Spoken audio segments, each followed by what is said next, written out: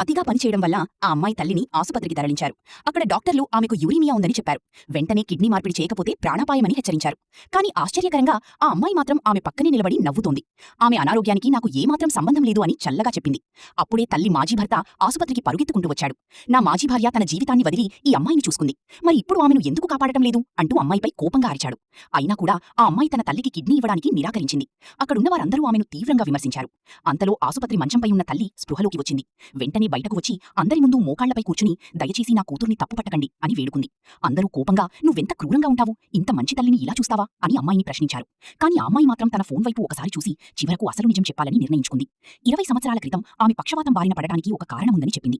ఆమె అసలు తల్లి తనను ఎంతో ప్రేమగా చూసుకునేదని చెప్పింది. వంట చేయడం కూడా రాని ఆమె తల్లి కూతురికి కడుపు సమస్య ఉందని తెలుసుకున్న తర్వాత ప్రత్యేకంగా వంట నేర్చుకుంది. తనకు నచ్చిన బహుమతులు కొనిపెట్టేది.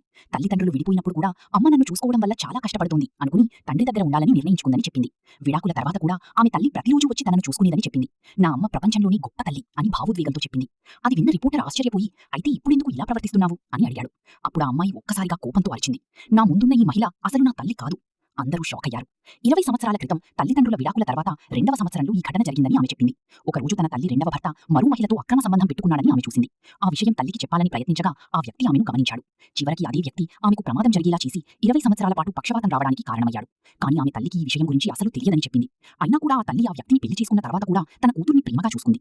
మొత్తం 19 సంవత్సరాలు 10 నెలలు ఆమెను చూసుకుందని తెలిపింది. ఆ తర్వాత అమ్మాయి మరో షాకింగ్ నిజం బయటపెట్టింది. గత 2 నెలలుగా నన్ను చూసుకుంటున్న మహిళ నా అసలు తల్లి కాదు అని చెప్పింది. అది విన్నవారందరూ అవాక్కయ్యారు. ఆమె చెప్పింది 2 నెలల క్రితం తన తల్లి అకస్మాత్తుగా కనిపించకుండా పోయిందని, తండ్రికి ఆమెతో సంబంధం కలగలేదని. కాని తాను $10 మిలియన్ లాటరీ గెలిచిన రోజు ఆ మహిళ ఒక్కసారిగా తిరిగి వచ్చిందని చెప్పింది. కాని ఆమెను చూసిన వెంటనే ఇది నా అసలు తల్లి కాదు అని గుర్తించానని చెప్పింది.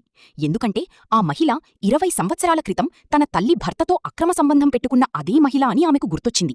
అప్పుడే అమ్మాయి తండ్రి పోలీసులతో ఆస్పత్రికి చేరుకున్నాడు. పోలీసులు వెంటనే ఆ డాక్టర్ను, ఆ వ్యక్తిని, అలాగే నకిలీ తల్లిగా నటిస్తున్న మహిళను అరెస్ట్ చేశారు. అప్పుడు అసలు నిజం బయటపడింది. 2 నెలల క్రితం వారు అమ్మాయి అసలు తల్లిని కిడ్నాప్ చేశారు. అమ్మాయి తండ్రి మాత్రం ఆధారాలు సేకరించడానికి ఉద్దేశపూర్వకంగానే నిర్లక్ష్యంగా నటించాడు. అందుకే అందరికీ అతను క్రూరంగా కనిపించాడు. ఆ మహిళ ప్లాస్టిక్ సర్జరీ చేయించుకుని అమ్మాయి తల్లిలా కనిపించేలా మారింది. వారి లక్ష్యం ఒక్కటి, ఆ అమ్మాయి గెలిచిన $10 మిలియన్ దోచుకోవడం. చివరకు అన్ని ఆధారాలు బయటపడటంతో పోలీసులు ఆ ఇద్దరినీ జైలుకు తీసుకెళ్లారు. ఈ 3 రోజుల లైవ్ స్ట్రీమ్ ద్వారా ఆ అమ్మాయి నకిలీ తల్లి అసలు స్వరూపాన్ని ప్రపంచానికి చూపించింది. అలాగే తన తండ్రి నిజానికి మంచి మనసున్న వ్యక్తి అని కూడా అందరికీ తెలిసింది. చివరికి ఆమె తన అసలు తల్లిని మళ్లీ చూసింది.